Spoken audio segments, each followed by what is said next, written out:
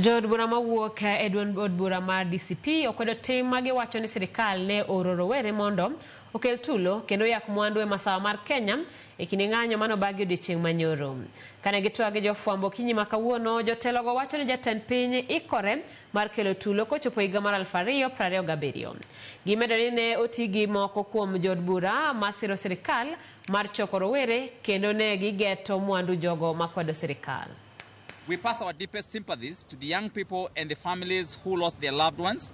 For the loss of lives and property, President William Ruto must be held accountable.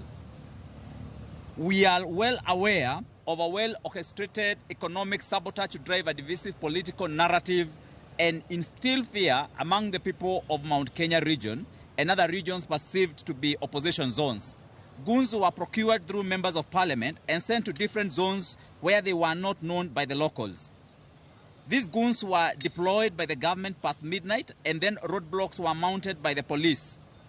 In these instances, the police supervised their activities. Some patriotic police officers have informed us in confidence that they had the instructions not to arrest any goon in specific areas at the scene of crime. This is an orchestration and a scheme to arrest innocent Kenyans later. Yesterday's process continue to charge the nation negatively ahead of 2027.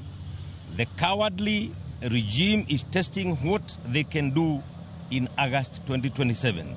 In order for government to show that we do not have issues countrywide and that only one particular community has a problem with government, is a scheme that will not succeed.